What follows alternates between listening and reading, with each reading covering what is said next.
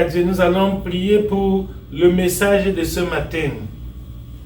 Je reconnais que tu peux tout et que rien ne t'est impossible. Je reconnais que tu peux tout et que rien ne t'est impossible. Seigneur, fais-moi voir ta gloire. Seigneur, fais-moi voir ta gloire. Seigneur, fais-moi voir ta gloire. Seigneur, fais-moi voir ta gloire. Ta gloire, Seigneur, ta gloire. Seigneur, Seigneur, fais-moi voir ta gloire. Ta gloire, Jésus, ta gloire. Seigneur, Seigneur, fais-moi voir ta gloire. Dieu de grâce et Dieu de merveille, nous te louons et nous te célébrons, nous exaltons ta grandeur, nous bénissons ta magnificence parce que tu es bon et ta miséricorde dure à toujours. Seigneur, merci pour la grâce de la vie. Tu nous as permis d'être encore en vie ce matin. Merci pour la santé, car c'est toi qui garantis notre sécurité. Merci pour tes bienfaits. Nous voyons combien tu es fidèle à tes promesses. Seigneur, c'est une joie pour nous d'être encore rassemblés, oh Dieu, en ta présence ce matin, pour recevoir la grâce, pour renouveler nos forces spirituelles, pour nous ressourcer dans ta parole, afin de continuer la marche chrétienne en vainqueur. Seigneur, que ta présence soit effective parmi nous, conformément à tes promesses, où tu as dit que là où 2 ou 3 sont réunis en ton nom, tu es au milieu d'eux. Nous croyons fermement que tu es présent parmi nous, non pas pour nous regarder, tu n'es pas là comme un spectateur, au contraire, tu es là pour nous transformer, tu es là pour nous délivrer, au nom de Jésus. Amen. Seigneur, nous avons foi que personne de nous ne rentrera d'ici étant encore le même, au nom de Jésus. Amen. Nous avons la ferme assurance que par ta parole, tu vas nous délivrer de nos infirmités, de nos faiblesses, de nos manquements, de nos défauts de caractère, au nom de Jésus. Amen. Tu as dit à tes disciples, dans le livre de Jean, chapitre 15, verset 3, déjà vous êtes purs à cause de la parole que je vous ai annoncée. Maître, nous avons foi que ta parole va nous purifier ce matin, ta parole va nous laver ce matin, ta parole va nous transformer ce matin, ta parole va faire de nous une pâte nouvelle, car tu es le divin potier et nous sommes l'argile. Oui Seigneur, viens nous façonner par ta parole. Viens nous donner la forme que tu veux pour que nous soyons des instruments utiles entre tes mains, que nous soyons de bons dispensateurs de ta grâce. Tu connais nos besoins, tu connais nos problèmes, nos difficultés sont en nu à découvert devant toi. Tu connais même nos sujets de prière les plus secrets. Seigneur, manifeste-toi. Ouvre pour nous les écluses de cieux en ce moment. Que le Saint-Esprit soit à l'œuvre pendant le culte de ce matin. Seigneur, pour nous rapprocher davantage de toi. Au nom de ton Fils, Jésus-Christ. Amen. Amen. Amen. Amen. Bien-aimés, une fois de plus, je vous souhaite la bienvenue à ce culte d'adoration. Je rends gloire à Dieu qui nous a tous protégés durant la semaine et qui nous donne la grâce d'être réunis en sa présence. Alléluia. Amen. Mon cœur est plein de joie parce que le Seigneur a préparé pour nous un très bon message ce matin. Alléluia. Amen. Je suis comme une maman qui sent qu'elle a préparé un très bon repas pour ses enfants ce matin. Et c'est avec joie que la maman appelle les enfants que chacun venez manger. Venez manger. Alléluia. Amen. Le thème de notre méditation de ce matin est intitulé Recherche une meilleure version de ta vie. Recherche une meilleure version de ta vie. Mon frère, recherche une meilleure version de ta vie. Ma soeur, cherche à avoir une meilleure version de ta vie. Alléluia. Amen. La parole de Dieu nous dit que Dieu est fidèle à ses promesses. Dieu veille sur sa parole pour l'exécuter. Dieu n'est pas un homme. Quand un homme te fait une promesse, il peut oublier.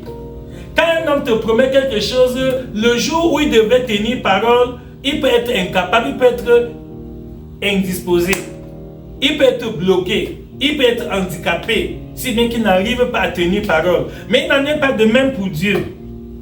Notre Dieu est omnipotent, c'est-à-dire qu'il est tout-puissant, il est omniprésent, il est partout à la fois et il est omniscient, il sait tout. Donc, rien n'est impossible à Dieu. Alléluia. Amen. C'est ce que nous venons de chanter. Je reconnais que tu peux tout et que rien ne t'est impossible. Alléluia. Amen. Rien n'est impossible à Dieu. Tout ce que tu demandes à Dieu, là, Dieu peut le faire. Je ne connais pas tes sujets de prière. Je ne connais pas tes aspirations. Nous sommes au début d'une nouvelle année. Et pour cette année 2024, c'est sûr que chacun de nous a élaboré beaucoup de projets. Alléluia. Amen. Il y a des frères et sœurs qui se sont fixés des objectifs pour l'année 2024. Et voici le premier mois de l'année 2024 qui s'en va déjà. Bientôt, le mois de janvier va entrer dans l'histoire. Nous sommes déjà, ça c'est le dernier dimanche du mois de janvier. Ah, le temps passe vite. C'est hier qu'on disait bonne année, bonne année. Ça ne fait pas longtemps qu'on se souhaitait les meilleurs vœux de prospérité, de santé, de bonheur, de réussite, de succès pour l'année 2024. Et voilà que le premier mois de l'année va bientôt s'achever. Et c'est comme ça que le deuxième mois va aussi passer, le troisième, etc. Et subitement, on va se retrouver en fin d'année, l'heure des bilans va sonner. Mais celui qui est sage n'attend pas la fin d'année. Non, c'est dès maintenant que tu dois faire un bilan partiel, un bilan en cours d'exécution, que par rapport aux objectifs que je me suis fixés pour cette année 2024, où est-ce que j'en suis? Est-ce que j'ai même bougé? Est-ce que par rapport à ce que j'ai vécu en 2023, est-ce qu'il y a un changement? Est-ce que ma vie a vraiment connu une évolution par rapport à l'année 2023? C'est ça, mes bien-aimés. Si chacun d'entre nous prend cette habitude de se remettre en question, de faire toujours une auto-évaluation, de toujours s'examiner pour voir quel est le chemin déjà parcouru et quelles sont les étapes prochaines, les futures étapes à parcourir. Je vous dis vrai, nous allons faire d'énormes progrès. Alléluia. Amen. Nous allons faire d'énormes progrès. Donc, je voudrais dire à tous ceux qui parfois sont impatients. Il y a des chrétiens impatients qui disent, mais comment? Depuis que je prie pour tel sujet, Dieu ne me donne pas. J'attends, je vais à l'église tous les dimanches, je chante les cantiques, je prie avec mes frères et après, je ne vois pas de changement dans ma vie. Je voudrais d'abord que tu notes ceci. Note ceci par écrit, mon frère bien-aimé, par expérience. J'ai compris par expérience que Dieu ne peut rien faire pour toi sans toi. Note ça par écrit. Dieu ne peut rien faire pour toi sans toi. Le Seigneur que nous adorons, il y a des gens qui adorent un Dieu inconnu. Oui, il y a des chrétiens dans l'église qui adorent un Dieu inconnu. C'est-à-dire qu'ils ne connaissent pas le Dieu d'Israël. Or, c'est bon de connaître celui en qui tu as cru. Comme l'apôtre Paul dit dans 2 Timothée 1,12, que je sais en qui j'ai cru. Il faut savoir en qui tu as cru. Ce Dieu en qui tu as cru ne peut rien faire pour toi. Je dis bien rien sans toi, sans ta participation. Tout ce que Dieu veut faire dans ta vie, Dieu a besoin de ta collaboration. Dieu voudrait que, comme nous avons souvent l'habitude de dire, qu'il y a la part de l'homme, il y a la part de Dieu. N'importe quel sujet de prière que tu as présenté à Dieu, sache que pour que cela soit exaucé, pour que ta prière soit exaucée, il y a la part de l'homme, il y a la part de Dieu. Il y a certaines conditions préalables que tu dois remplir afin que les promesses de Dieu s'accomplissent dans ta vie. Alléluia. Donc, toutes les promesses de Dieu sont conditionnelles. Toutes les promesses de Dieu sont conditionnelles. C'est-à-dire que quand Dieu te promet, par exemple dans Deutéronome 28, 13, les élèves aiment réciter ça. Même moi, quand j'étais encore élève, on avait l'habitude de réciter cette prière-là, quand on priait pour nos examens scolaires. On disait, Seigneur, tu as dit dans ta parole, dans Deutéronome, chapitre 28, verset 13, que je serai la tête et non la queue, je serai le premier et non le dernier, je serai toujours en haut et jamais en bas. Ça, c'est une très bonne promesse et c'est vrai. Dieu l'a promis dans la Bible, dans Deutéronome, chapitre 28, verset 13. Mais nous, les élèves, on avait l'habitude d'oublier qu'avant de dire au verset 13, Deutéronome 28, que Dieu va faire de nous les premiers de notre classe et non les derniers, nous on oubliait, on passait sous silence le fait qu'au verset 1, nous on oubliait les 12 premiers versets de ce chapitre, on se concentrait uniquement sur le verset 13 qui dit tu seras la tête et non la queue, tu seras le premier et non le dernier. Alors que Dieu a parlé depuis le verset 1. Au verset 1, Deutéronome 28, verset 1, Dieu dit si tu écoutes ma voix, si tu prêtes l'oreille à mes commandements, si tu marches selon mes instructions, alors au verset 13, tu seras le premier et non le dernier, tu seras la tête et non la queue, tu seras en haut et jamais en bas. Alléluia. Amen. Amen. Et ça, c'est le schéma classique. Toutes les promesses de Dieu ont ce même chemin. Qu'au début, il dit si, il donne une condition préalable que tu dois remplir, et à la fin, il dit bon, si dans ces conditions, si ces prémices sont réunies, voici, en conclusion, je vais faire ceci, je vais te guérir, je vais te bénir, je vais t'enrichir, je vais faire cela dans ta vie. Or, comme je vous ai dit, beaucoup de frères et sœurs gardent l'attitude que nous on avait quand on était élèves. On aimait seulement rappeler à Dieu la promesse. Tu as dit que nous serons les premiers de la classe. Et on ne voulait jamais faire allusion à ce qu'il a dit au début, que si tu observes ma parole. Donc je répète, Dieu ne peut rien faire pour toi sans toi. Le Seigneur est tout puissant. Nous venons de le chanter. Il est tout puissant. Il peut tout. Tout ce que tu demandes à Dieu, Dieu peut le faire. Tout ce dont tu as besoin, Dieu peut te le donner. Mais le Seigneur attend ta participation. Tu t'es fixé des objectifs pour cette année, c'est bien beau. Tu as même élaboré des plans, tu as fait des projets. Ça, c'est excellent, c'est très bien. C'est ce que nous-mêmes nous recommandons. Parce que nous avions dit aux bien-aimés en fin d'année qu'une vie sans objectif est une aventure. C'est pas bon de vivre sans objectif, non. Une vie sans objectif est une aventure. Et l'apôtre Paul nous a dit dans 1 Corinthiens 9, 24 à 27 que lui n'est pas un aventurier. Paul a dit, je ne cours pas à l'aventure. Donc un vrai chrétien ne doit pas être un aventurier. Un vrai chrétien doit connaître son chemin. Il doit se fixer des objectifs. Il doit avoir des plans. Un vrai chrétien doit se projeter dans l'avenir. Ça, c'est très bien. Nous ne devons pas battre de l'air. Ok. Maintenant, nous voici presque à la fin du premier mois de l'année 2024, en janvier. Et je ne sais pas si vous êtes comme moi. Sincèrement, je voudrais dire que jusqu'à présent, plusieurs de mes sujets de prière ne sont pas encore exaucés. Présentement, quand je fais mon petit bilan partiel, mon bilan provisoire, je constate que plusieurs sujets de prière que j'avais présentés à Dieu pour cette année 2024 ne sont pas encore exaucés. Je ne sais pas si je suis le seul. Est-ce qu'il y a aussi quelqu'un parmi nous? Est-ce qu'il y a un frère, une soeur dans cette salle qui aussi constate comme moi qu'il y a des choses qu'il a demandé à Dieu jusqu'à présent, il ne voit pas encore ça s'accomplir, dit Dieu n'a pas encore exaucé sa prière? Est-ce que je suis le seul? Alléluia. Heureusement, je ne suis pas le seul. Ou bien peut-être malheureusement. Je ne sais pas si c'est heureusement ou si c'est malheureusement. Je ne suis pas le seul. Je vois beaucoup de frères et sœurs qui ont levé le doigt. Ça prouve que nous avons demandé à Dieu certaines choses, mais jusqu'à présent, ces choses ne se réalisent pas encore. C'est paradoxal.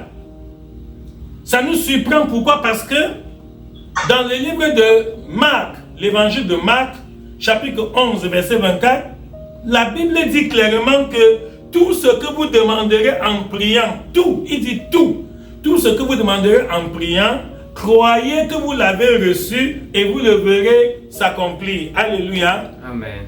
Amen. Donc, le Seigneur nous a promis que tout ce que nous allons demander en priant, que nous croyons que nous l'avons reçu et nous le verrons s'accomplir. Or, depuis le 1er janvier, nous avons fait beaucoup de sujets de prière, nous avons cru, mais on ne voit rien s'accomplir, rien ne s'accomplit. Il n'y a pas de changement, il n'y a pas d'amélioration dans notre situation, que ce soit sur le plan financier, sur le plan matériel, sur le plan conjugal, sur le plan familial, sur le plan académique, sur le plan professionnel. Donc, il y a beaucoup de domaines de notre vie où les choses patinent. Il y a une certaine stagnation. C'est-à-dire, on ne voit pas d'évolution, on ne voit pas de progrès.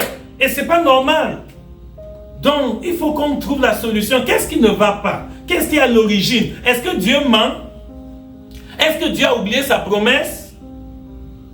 Est-ce que Dieu dort? Est-ce que Dieu est endormi? Est-ce que Dieu a voyagé? Est-ce que Dieu est fatigué? Est-ce que Dieu est devenu incapable? Donc voilà autant de questions qui ça bouillonne dans nos têtes. Et c'était bon quand nous venons au culte comme ça, que nous rentrions du culte avec des réponses. Alléluia. Amen. Amen. Les enfants de Dieu viennent au culte avec des questions, mais il ne faut pas que nous rentrions du culte avec des questions. C'est normal que nous venons devant Dieu avec des points d'interrogation, mais c'est bon qu'à la fin du culte, chacun rentre avec des réponses. Alléluia. Amen. Donc nous venons devant Dieu pour recevoir les réponses à nos questions. Nous venons devant Dieu pour recevoir vraiment la solution à nos problèmes. Alors, nous allons voir pourquoi est-ce que nos sujets de prière ne sont pas exaucés. Pourquoi nous prions avec foi, nous prions avec beaucoup de ferveur, nous prions avec persévérance, nous venons à l'église tous les dimanches, nous faisons toutes les prières matinales, nous nous évertuons, nous nous dévouons, nous nous consacrons et parfois rien ne se passe. Ce qu'on attendait tarde à venir. Ça dit que c'est inquiétant, oui, c'est normal qu'on se demande qu'est-ce qui n'a pas marché, qu'est-ce qui est à l'origine de ce problème. J'aimerais donc que nous lisions le texte de base. Le frère Elvis va lire ce texte avec nous, suivant attentivement la lecture solennelle de la parole de Dieu que le frère Elvis va faire dans le livre de Luc. C'est dans l'évangile de Luc. Évangile de Luc, nous allons au chapitre 22. Évangile de Luc, chapitre 22. Nous allons lire du verset 31 au verset 34. Évangile de Luc, chapitre 22, du verset 31 au verset 34. Nous voulons comprendre pourquoi certains de nos sujets de prière ne sont pas exaucés. Le Seigneur dit, Simon, Satan vous a réclamé pour vous cribler comme le froment. Mais j'ai prié pour toi afin que ta foi ne défaille point. Et toi, quand tu seras converti, affermis tes frères. Seigneur, lui dit Pierre, je suis prêt à aller avec toi et en prison et à la mort. Et Jésus dit, Pierre, je te le dis, le coq ne chantera pas aujourd'hui que tu n'aies ni 3 fois de me connaître. Alléluia. Amen. Alléluia. Amen. Voilà, bien-aimés frères et sœurs, la lecture, la parole de Dieu qui vient d'être lue. C'est Jésus en personne qui parle ici. Il s'adresse à ses disciples. Il dit, Simon, Satan vous a réclamé. Donc, parfois, certaines choses se passent à notre insu, dans notre vie. Oui. Donc, Jésus dit que le diable a voulu détruire ses disciples. Mais lui, le maître, a prié pour nous. Donc, le diable a voulu nous cribler comme du froment. Mais il dit, mais j'ai prié pour toi afin que ta foi ne défaille point. Alléluia. Amen. Donc, Jésus avait devant lui Pierre, un disciple, l'un de ses disciples qui s'appelait Pierre. Et ce Pierre avait fait des efforts, il suivait Jésus depuis plus de 3 années. Depuis plus de 3 ans, Pierre marchait avec Jésus. Et à un moment donné, le Seigneur s'arrête pour lui dire que Pierre, quand j'observe ta vie, je vois qu'au niveau où tu es, il faut que je prie pour toi. Le Seigneur a senti que la prière de Pierre lui-même ne suffit pas. Le Seigneur a prié, a intercédé pour Pierre, pour que Pierre puisse être préservé des attaques que Satan a fait contre lui. Alléluia. Amen. Oui, mes frères et sœurs, il faut que chacun de nous sache que parfois, ce ne sont même pas tes propres prières qui te préservent. Certaines choses qui t'arrivent, c'est grâce à l'intercession des autres frères et sœurs qui prient pour toi. Parfois, c'est grâce à l'intercession des serviteurs de Dieu qui restent toujours à la brèche, qui se tiennent à la brèche et qui jeûnent, qui prient pour toi. Parfois, tu reçois certaines bénédictions, pas parce que tu as tellement fait d'efforts, mais parce que l'Église prie pour toi. C'est pour ça que ceux qui sont sages ne doivent jamais se départir de la communion spirituelle. Vous voyez le cas de l'Église primitive. Les enfants de Dieu étaient toujours ensemble et ils persévéraient dans la prière, dans la communion fraternelle, dans la fraction du pain et dans l'enseignement des apôtres. Voilà pourquoi il se faisait beaucoup de miracles. Alors Jésus dit à Pierre qu'au niveau où tu es maintenant, j'ai intercédé pour toi et voilà pourquoi tu as pu échapper à certains pièges de l'ennemi. Mais Jésus dit à Pierre que quand tu seras converti, je vais te confier une responsabilité. Quand tu seras converti, tu auras la charge d'affermir tes frères. Donc Jésus a connu qu'avec la version actuelle de Pierre qui est devant lui, le Pierre que je vois maintenant là, ne peut pas assumer cette responsabilité. C'est lorsqu'il sera converti, c'est-à-dire lorsque Pierre s'y va présenter une autre version, une meilleure version de sa vie, qu'il pourra jouer ce rôle-là. Il pourra donc affermir ses frères. Rappelez-vous, le thème de notre méditation d'aujourd'hui, c'est « Recherche une meilleure version de ta vie ». Cesse de présenter à Dieu la même version de ta vie tous les jours. Ce n'est pas bon. C'est ça qui bloque l'exaucement de nos prières. Un vrai chrétien doit grandir spirituellement. Un vrai chrétien doit déployer des efforts pour encore améliorer sa relation avec Dieu. Un vrai chrétien doit être sincère pour reconnaître que ses infirmités, que oui, je me tiens enfant de Dieu, mais pour le moment, il y a telle faiblesse, j'ai encore tel défaut de caractère que je n'ai pas encore abandonné. Il y a telle réaction que je présente souvent dans mon foyer, dans mon lieu de service, dans ma maison, dans ma famille, parmi mes amis, et cela crée des problèmes. Il y a des habitudes en toi qui te privent de la grâce de Dieu. C'est le cas de Pierre. L'état dans lequel Pierre se trouvait en ce jour-là ne lui permettait pas d'assumer la responsabilité que Jésus voulait lui confier. Il en est de même pour nous. Dans nos prières, nous demandons beaucoup de choses à Dieu. Beaucoup de choses. Mais malheureusement, certaines choses que tu demandes à Dieu, tu ne peux pas encore les porter. Tu ne peux pas encore les assumer. Je prends l'exemple de nos parents. Quand nous étions encore plus jeunes, nos parents achetaient des habits pour nous. Et parfois, quand on ramène à la maison, tu essayes l'habit, on dit non, cet habit n'est pas ta taille, c'est trop grand. On garde ça à la maison, on attend, quand tu vas atteindre l'âge de 5 ans ou 8 ans ou 10 ans, tu pourras le porter. C'est la même chose. Et il y a certaines choses que tu demandes à Dieu qui ne sont pas à ta taille. Entre guillemets. Il y a des choses que tu demandes à Dieu, mais tu n'as pas encore la taille requise pour porter ces choses-là. Si je pouvais comparer ces choses à des vêtements. Il y a des frères et sœurs qui prient pour la richesse, qui prient pour l'épanouissement financier, qui aimeraient avoir des percées financières. C'est légitime, c'est normal, c'est une aspiration légitime. Tout être humain aimerait avoir une amélioration de ses conditions de vie. Même moi, je prie pour ça. Mais je vous dis la vérité. Avec tout l'amour que j'ai pour vous, bien-aimés frères et sœurs, il y a certains d'entre nous qui n'ont pas encore la maturité spirituelle pour gérer de grandes sommes d'argent. Il y a des frères et sœurs ici, présents parmi vous, qui me regardez là.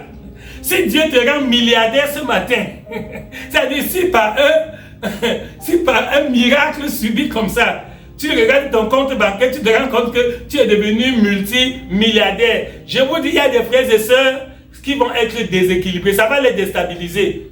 C'est-à-dire, tu n'as pas encore la maturité de gérer des milliards là où tu es là.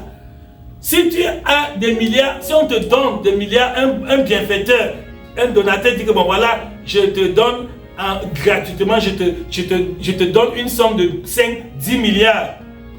Tu vas commencer à faire des choses que tu n'avais même pas prévues. Tu iras même là où tu n'avais pas envisagé. C'est-à-dire tu vas commencer à faire des dépenses folles.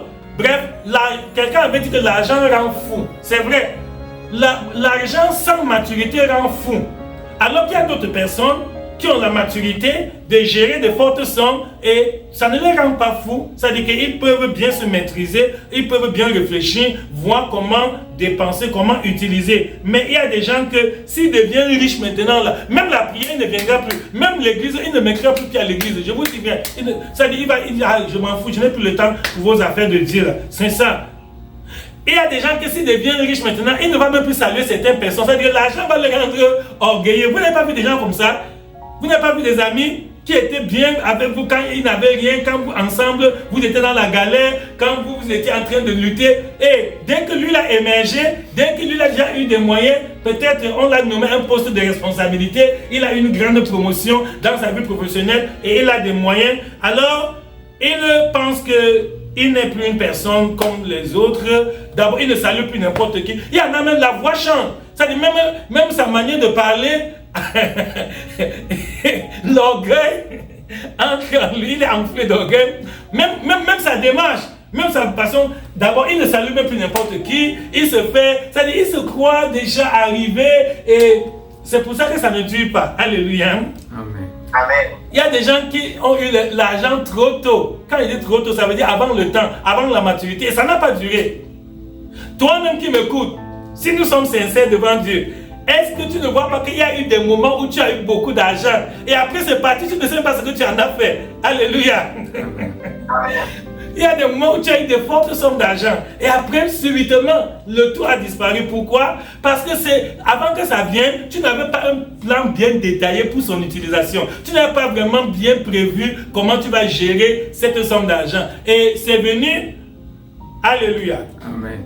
Pour être encore plus concret, qui parmi nous a déjà acheté quelque chose au marché et quand il rentre à la maison, lui, il regrette pourquoi il a acheté. Ça dit, il se demande qu'est-ce qui m'est arrivé. C'est juste parce que tu avais de l'argent, c'est tout. Il y en a qui font des dépenses inutiles. Et il y en a qui parmi nous a des choses à la maison qu'il a acheté, il n'a jamais utilisé. Alors que le jour où il a acheté ça, son cœur brûlait, il était tellement zélé que oh, il me faut à tout prix ça, il me faut. Et dès que tu achètes, tu arrives à la maison, depuis une semaine, un mois, 2 mois, parfois même toute une année, tu ne touches même pas. Donc ce n'était pas un besoin. Vous voyez, il faut faire la distinction entre les désirs et les besoins. Les désirs, c'est tout ce qui passe par le cœur. On a envie de ceci, j'ai envie de telle habit, j'ai envie de telle chaussure, j'ai envie d'une voiture, j'ai envie, oui, les désirs, les envies. Mais les besoins, ça veut dire les choses nécessaires, les choses qui sont vraiment utiles à ton existence et dont tu ne peux pas te passer.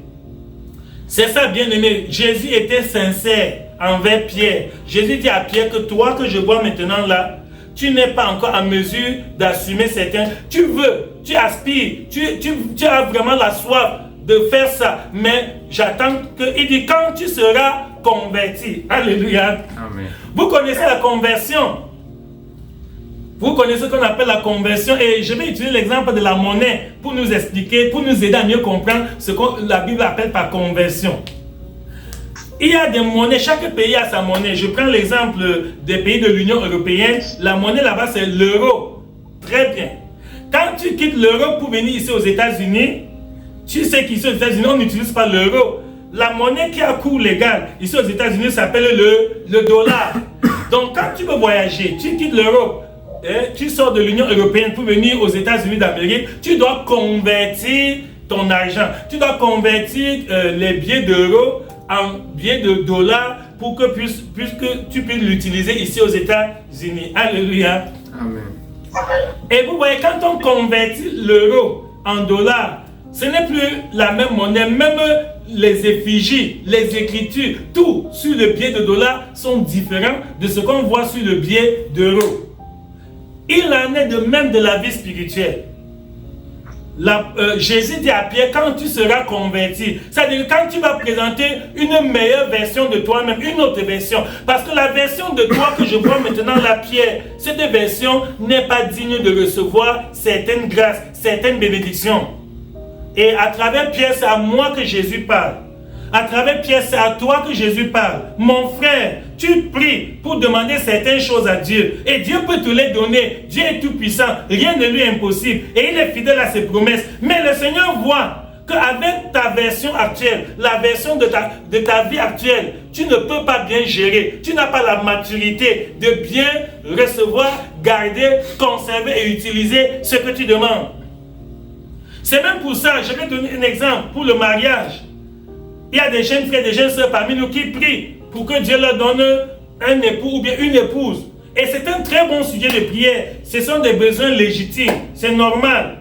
Mais il y en a qui ne sont pas encore prêts pour le mariage. Ah oui, il y en a. C'est pour ça qu'avant de célébrer le mariage, qu'est-ce que nous faisons?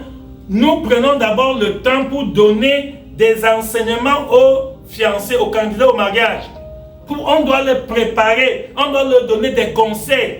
Pourquoi? Parce que plusieurs d'entre eux ne savent pas encore les implications de la vie conjugale. Et s'ils se retrouvent comme ça, sans préparation, il y aura beaucoup d'erreurs.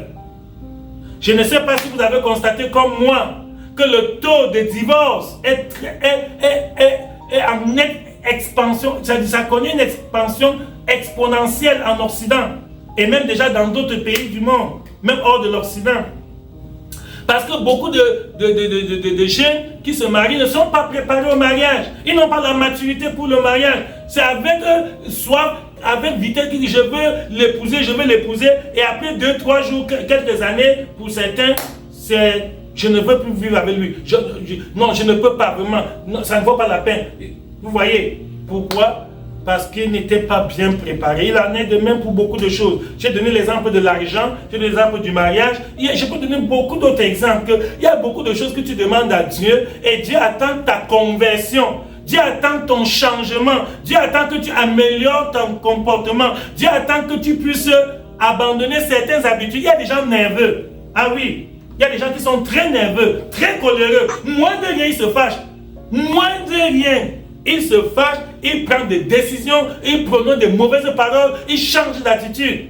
Et tu veux que Dieu te donne une promotion dans ton lieu de service. Supposons que maintenant, on te promeut, on te nomme directeur général, on te nomme, et tu ne peux pas manager, tu ne peux pas gérer un personnel avec, tu as les nez à la fleur du pot, comme on dit. Ça dit qu'au moins de rien, tu peux t'emporter et tu casses tout, tu détruis tout. Non. Un responsable, un gestionnaire des hommes, un manager doit savoir se maîtriser, même quand les choses vont mal. Il doit savoir garder son sang-froid. Il doit savoir analyser objectivement et rechercher les solutions. Mais si à tout bout de champ, tu te fâches, tu t'emportes, tu prends des décisions, tu menaces les gens, tu ne peux pas. Donc parfois, certaines choses auxquelles nous aspirons, c'est nous-mêmes qui sommes l'obstacle à l'exaucement de nos prières. J'aimerais que tu notes ça, que très souvent, tu es toi-même l'obstacle à l'exaucement de ta prière. C'est toi-même qui empêche Dieu d'exaucer ta prière. Beaucoup de frères me disent, papa, j'attends du Seigneur. Non, ce n'est pas toi qui attends le Seigneur, c'est le Seigneur qui t'attend. Je répète, c'est à tort que tu dis que tu attends Dieu. Tu attends que Dieu te donne ceci, tu attends que Dieu te donne cela. Non, c'est Dieu qui t'attend. Dieu veut te donner. Dieu est prêt, il est fidèle et il est tout puissant. Dieu veut exaucer ta prière, mais c'est toi qui n'es pas prêt, comme Pierre. Parce que vous voyez, quand Jésus a dit à Pierre que quand tu seras converti, tu auras la responsabilité d'affermir tes frères. Qu'est-ce que Pierre a dit? Pierre a dit que vraiment, je suis prêt, Seigneur, moi je suis déjà prêt. Maintenant, même, s'il faut aller à la mort, même à la prison avec toi, je vais aller. Jésus a ri.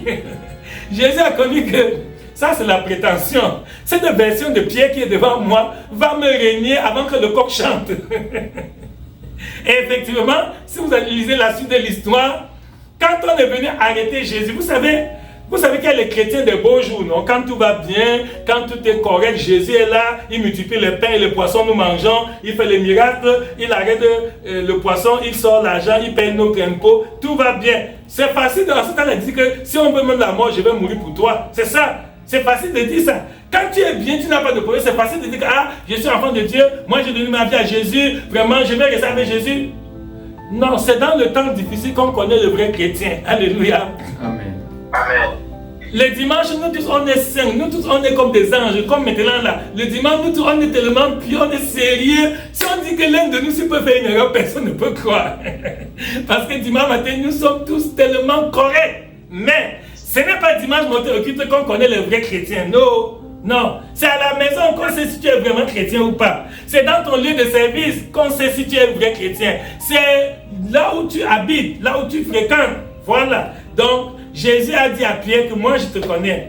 Avec la version de ta vie actuelle là, tu vas me régner avant que le coq chante. Et effectivement, dès que les choses ont changé, on est venu arrêter Jésus. Or, Pierre n'imaginait pas qu'on peut arrêter Jésus. Il se disait que Jésus qui est si fort, il fait les miracles. Si les gens viennent l'arrêter, il va les repousser. Il a vu, on a arrêté Jésus, on l'a battu, on l'a flagellé, on l'a emporté.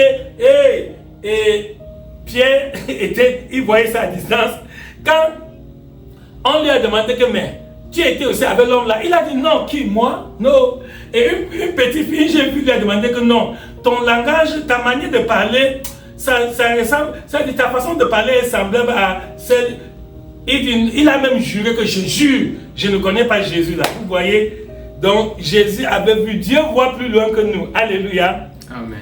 Dieu voit loin. Dieu te connaît plus que toi-même. Et Dieu t'aime plus que toi-même. Donc ne sois pas découragé. Quand tu pries et Dieu n'exauce pas, ne te décourage pas. Change la version de ta vie. Améliore ton comportement. Je ne sais pas quels sont les sujets de prière que tu as présentés à Dieu depuis le début de cette année. Ça fait presque 1 mois que tu pries pour ça. Et rien ne change. Non, ne te décourage pas. Ne désespère pas. Au contraire, examine ta vie et vois qu'est-ce qu'il y a en moi comme obstacle à ma prière. Qu'est-ce qui empêche Dieu de me visiter? Pourquoi Dieu ne me bénit pas? Peut-être que tu as une habitude, un mauvais caractère. Ça peut être la colère, comme j'ai dit. Ça peut être le mensonge. Ça peut être le retard, l'indiscipline, le désordre. Toi-même, tu connais ta vie. Bon, tant que tu gardes ces choses-là en toi, c'est difficile que la main de Dieu se manifeste dans ta vie. Le Seigneur ne peut pas violer sa parole à cause de toi. Donc, le problème n'est pas Dieu. Le problème, c'est toi. C'est toi qui retardes l'exaucement de tes prières. Tu jeûnes, tu pries, tu persévères, mais jusque-là, le Seigneur attend encore de toi quelque chose. Même toi qui pries pour la procréation, tu voudrais que Dieu te donne des enfants. Dieu est prêt à le faire. On voit le cas de Anne à Silo. Elle priait pour un enfant. Et le jour où le Seigneur a vu que Anne a changé, chaque année elle partait à Silo prier pour ce sujet. Et elle n'avait pas d'enfant. Mais il fut une année différente des autres. Quand Anne est arrivée à Silo, pendant que les gens étaient dans la discrétion, elle s'est concentrée, s'est isolée près d'un poteau dans le temple de l'Éternel pour prier Dieu. Elle a fait un vœu. Les autres années n'avaient jamais fait de vœu. Mais cette année-là, qu'est-ce qui a débloqué la situation de Anne? Anne a présenté à Dieu une meilleure version de Anne. Alléluia. Amen. Je ne connais pas ton nom. Dans 1 Samuel chapitre 1 verset 1, la Bible nous dit que Anne a présenté à Dieu une meilleure version de Anne. Et Dieu a exaucé sa prière. Quelle était la meilleure version? Elle a fait un vœu, elle a pris conscience de l'œuvre de Dieu. Que si tu me donnes un enfant mâle, je le consacrerai à l'Éternel tous les jours de ma vie. Et Dieu a exaucé sa prière. Donc, je ne sais pas, si tu t'appelles Jean, présente à Dieu une meilleure version de Jean. Si tu t'appelles Paul, fais un effort de présenter à Dieu une meilleure version de Paul. Si tu t'appelles Marie, fais un effort, applique-toi à présenter à Dieu une meilleure version de Marie. Tu vas voir un changement. Mais si tu continues à présenter à Dieu la même version, les mêmes caractères, les mêmes habitudes, les mêmes défauts, les mêmes erreurs, tous les jours, mon frère, tu vas jeûner, prier le sang court, rien ne viendra. Rien ne se passera. Donc voilà le conseil que nous pouvons te donner.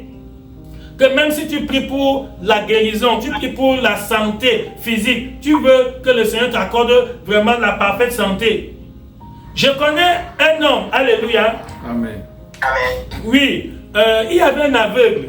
Il y avait un aveugle qui venait souvent à l'église et on avait pitié de lui. On avait pitié, nous tous quand on le voyait, comme quelqu'un devait toujours lui tenir la main pour l'amener à l'assemblée, à l'église. Vous voyez, nous on avait pitié. Un jour, il a dit à notre serviteur, que quand le serviteur causait avec lui, il lui a dit que moi que tu vois là, si mes deux yeux s'y voyaient, les choses que je devais faire, c'est grave. Donc, il méditait la vengeance dans son cœur. C'est-à-dire, il avait des pensées de rancune que si vraiment il pouvait voir, il devait faire beaucoup de mal.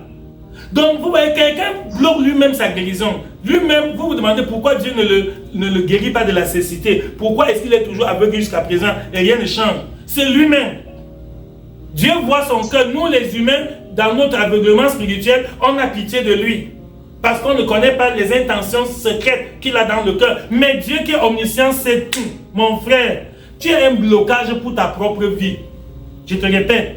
Et le mal est que tu ne le sais pas. Et quand on te le dit, tu te justifies. Quand on te dit vraiment, tu as tel comportement qui n'est pas bien, tu as telle mauvaise habitude, pour toi, tu dis non, on exagère, on dérange, etc. Alors qu'on veut te faire du bien. Donc, tu n'es pas qualifié pour recevoir certaines choses que tu demandes à Dieu. Tu n'es pas qualifié. Tu ne remplis pas les critères requis pour obtenir certaines choses que tu es en train de demander à Dieu. Je donne un exemple biblique. Il y avait un grand prophète qu'on appelait Élisée. Élisée était un grand serviteur de Dieu et il avait un serviteur qui s'appelait Géasi. Élisée avait son bâton. Le Seigneur l'utilisait pour faire beaucoup de miracles. Un jour, on a appelé Élisée pour un enfant malade, un enfant qui était même décédé. Élisée a donné son bâton à son serviteur Géasi. Géasi a pris le même bâton avec lequel Élisée fait des miracles. Il a posé sur l'enfant, rien ne s'est passé, aucun miracle ne s'est produit. Ah oui. Donc, je vous dis ça, mes bien-aimés, aujourd'hui, ce n'est pas un bâton. Nous avons le nom de Jésus aujourd'hui. Nous n'avons pas un bâton comme Élisée ou comme Moïse, mais nous avons le nom de Jésus. Mais savez-vous que le nom de Jésus ne produit pas le même résultat dans toutes les bouches? Alléluia. Amen. Amen. Je répète, aujourd'hui, Dieu nous a donné le nom de Jésus. Que tout ce que vous demanderez au nom de Jésus, Dieu va vous donner. C'est une promesse biblique. Mais je constate amèrement qu'il y a beaucoup de frères et sœurs qui prient au nom de Jésus et rien ne se passe. Pourquoi? Parce que le nom de Jésus n'est pas efficace dans la bouche de n'importe qui. Le nom de Jésus a une efficacité dans la bouche de celui qui obéit à l'enseignement de Jésus. Si ta vie est en nette contradiction avec la parole de Jésus, le nom de Jésus ne sera pas efficace. Tu vas dire au nom de Jésus, le diable va rire. C'est ce qui est arrivé dans Actes des Apôtres chapitre 19 verset 13.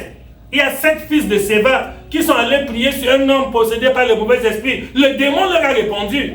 Le démon leur a dit la vérité. Le démon leur a dit, moi je connais Jésus et je sais qui est Paul. Mais vous, qui êtes-vous? Alléluia. Amen.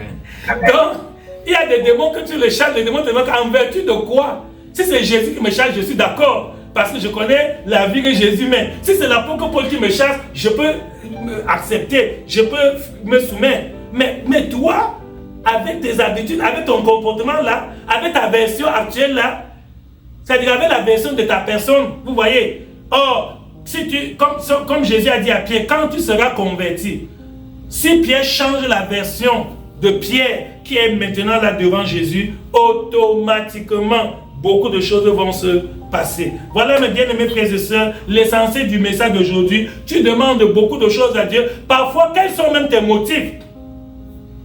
Parfois, ce qui te prive de la grâce de Dieu, parfois, ce qui empêche Dieu d'exaucer ta prière, ce sont même tes intentions, tes motifs.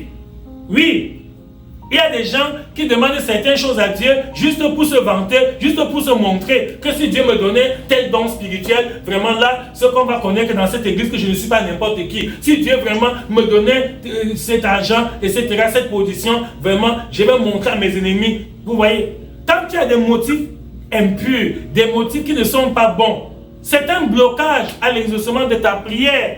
C'est ça.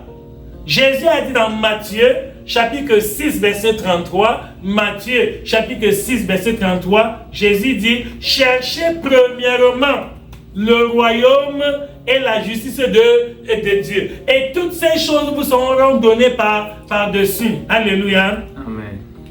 Donc Jésus dit que notre préoccupation première doit être le royaume de Dieu et sa justice. Quand tu cherches quelque chose pour la gloire de Dieu, Dieu va te donner. Alléluia. Amen. Mais quand tu cherches quelque chose pour ta gloire personnelle, Dieu ne va pas t'exaucer.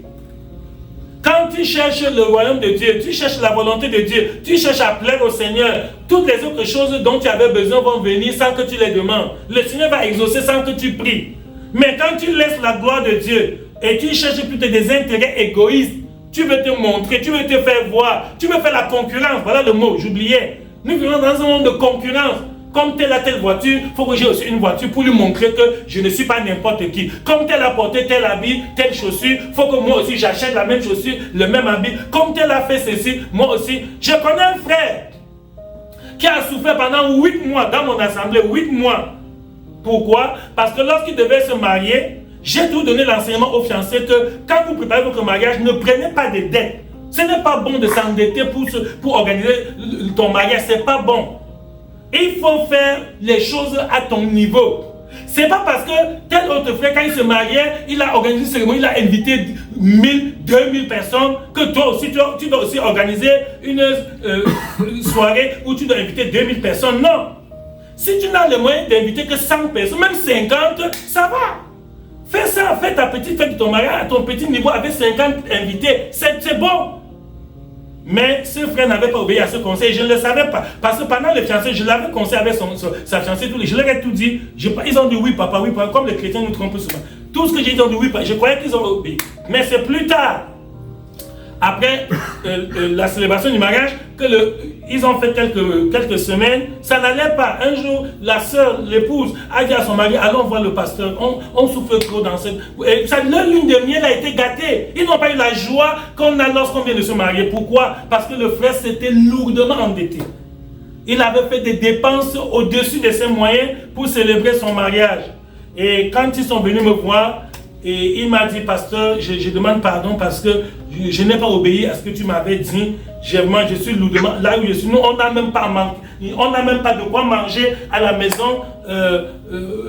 Son épouse s'était mise à pleurer pendant qu'il parlait. Et il dit que vraiment, tu vois, j'ai des créanciers qui sont derrière moi. Chacun vient réclamer son argent parce que j'avais pris, comme je voulais à tout prix qu'on me donne les prêts, j'ai donné des dates d'échéance que je vais rembourser à telle date et voilà, je n'ai rien. J'ai dit que le Seigneur te pardonne, mon frère, et que ça te serve de leçon pour l'avenir. Il ne faut plus faire des choses comme ça. Quel était le motif? Le motif de son cœur était que, comme il a vu d'autres frères, durant leur mariage, ils ont organisé des cérémonies vraiment somptueuses et il fallait que lui aussi, qu'on ne dise pas que son mariage était moche. Vous voyez? Or, ce n'est pas bon. Ce n'est pas bon. Et il lui a fallu 8 mois pour retrouver l'équilibre financier. Il lui a fallu 8 mois de misère, de galère, de souffrance. Imaginez les 8 premiers mois de votre mariage, de votre vie conjugale, vous les passez dans la souffrance. Pourquoi? Les gens qui l'avaient invité ont mangé, ils étaient contents, ils sont partis. Alléluia. C'est ça que les jeunes, je m'adresse aux jeunes filles, aux jeunes sœurs qui sont célibataires parmi nous. Je vous dis que si tu dépenses même des millions, les gens vont manger, danser, boire, ils seront contents. Et quand ils vont partir, c'est toi qui vas rester gérer les conséquences. Donc fais attention. J'ai ce qu'on a dit qu'il faut accrocher ton sang là où tu peux le décrocher. Il ne faut pas chercher à vivre au-dessus de tes moyens. Non. Quand quelqu'un cherche à vivre au-dessus de ses moyens, il va se créer des problèmes inutiles. Voilà. Je me rappelle un jour à Yagua. Yagua, c'est une ville de l'extrême nord au Cameroun. Nous avons célébré un mariage et à la fin du mariage, je disais ça à mon épouse pendant cette semaine, quand on a pensé à ça, quand on a fini de célébrer le mariage, à la fin, j'ai vu le jeune frère qui venait de se marier, il a porté sa fiancée sur le vélo. J'ai dit bien le vélo. Et ils sont rentrés à la maison. Nous, on était étonnés. Ça nous a... Nous qui venions du sud du Cameroun, on était tellement surpris de comment. Le jour du mariage, avec la robe blanche, son voile, tout, elle est montée derrière le vélo et il s'est mis à pédaler et ils sont partis chez eux. Et ils vivaient bien jusqu'à aujourd'hui. Si c'était un homme, il allait dire que non, moi, je n'ai que le vélo, mais pour mon mariage, il faut que j'aille chercher une voiture, etc. Ils s'endettent et après, ils ont des problèmes inutiles. Bon, soyons réalistes. Je sais que je prêche au désert. Il y a plusieurs... Malgré tout ce que j'ai dit là, ils vont toujours faire ce qu'ils veulent. Alléluia. Amen. Je voudrais que nous puissions prier pour clôturer ce message. Je voudrais que nous puissions parler à Dieu. Levez-vous mes frères et sœurs. Levez-vous et nous allons prier. Nous allons prier le Seigneur de nous venir en aide. Alléluia. Amen. Nous allons encore chanter le même cantique du début. Je connais que tu peux tout et que rien ne t'est impossible. Je reconnais que tu peux tout et que rien ne t'est impossible. Seigneur, fais-moi voir ta gloire. Seigneur, fais-moi voir ta gloire. Seigneur, fais-moi voir ta gloire. Seigneur, fais-moi voir ta gloire. Ta gloire, Seigneur, ta gloire. Seigneur, Seigneur, fais-moi voir ta gloire. Alléluia. Amen. Voici notre premier sujet de prière. Seigneur,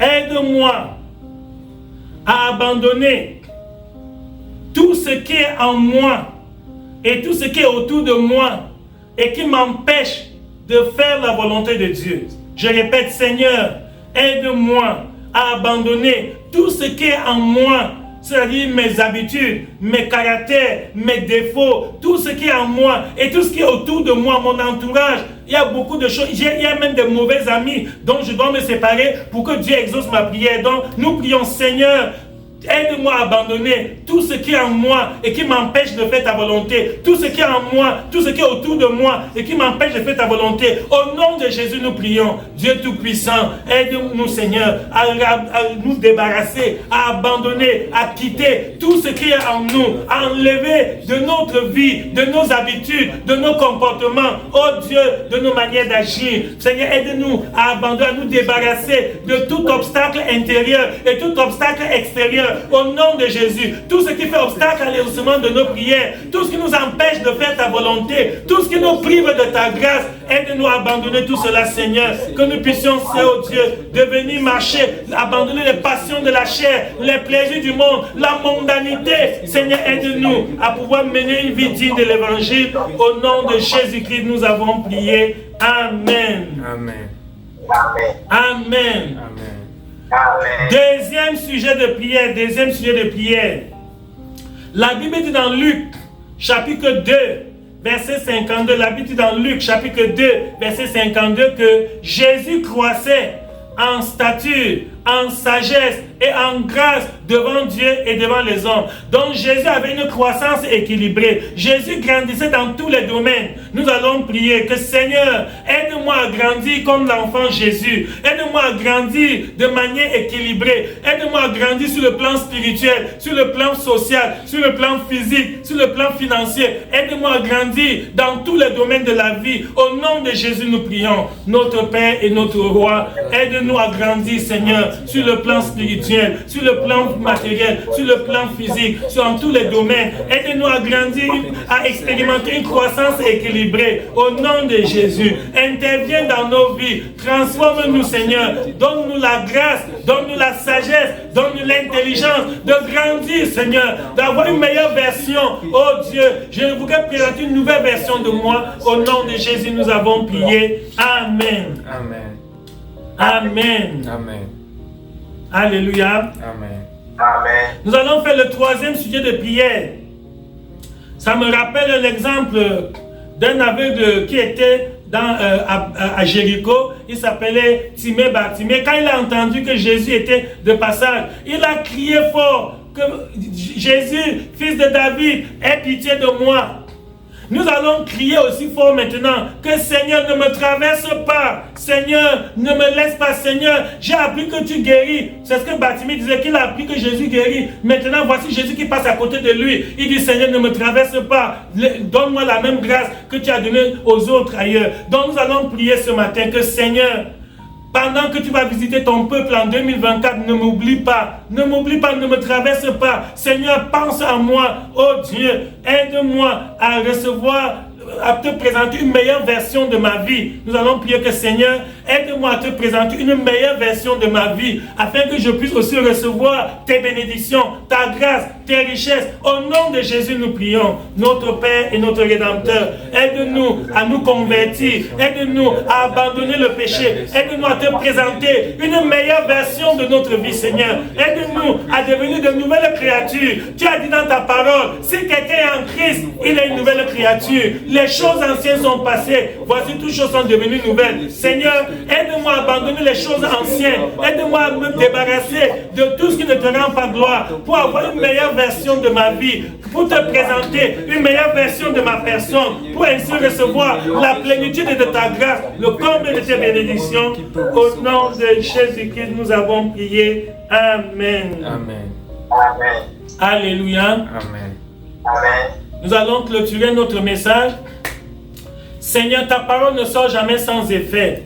Merci pour ce message par lequel tu nous demandes de nous convertir pour te présenter une meilleure version de notre vie, afin que nous puissions recevoir la plénitude de ta grâce. Oh Dieu, aide chacun de nous, aide Seigneur chaque frère et chaque sœur à mener une vie digne de l'évangile. Donne-nous la grâce de surmonter nos défauts, donne-nous la grâce d'abandonner nos infimités, donne-nous la grâce de fuir loin du péché et de mener une vie digne de l'évangile. Que chacun de nous te présente une meilleure version de sa vie pour pouvoir être, Seigneur, bénéficiaire des riches promesses que tu nous as faites pour l'année 2024. Au nom de Jésus-Christ, nous avons prié. Amen. Amen. Amen. Amen.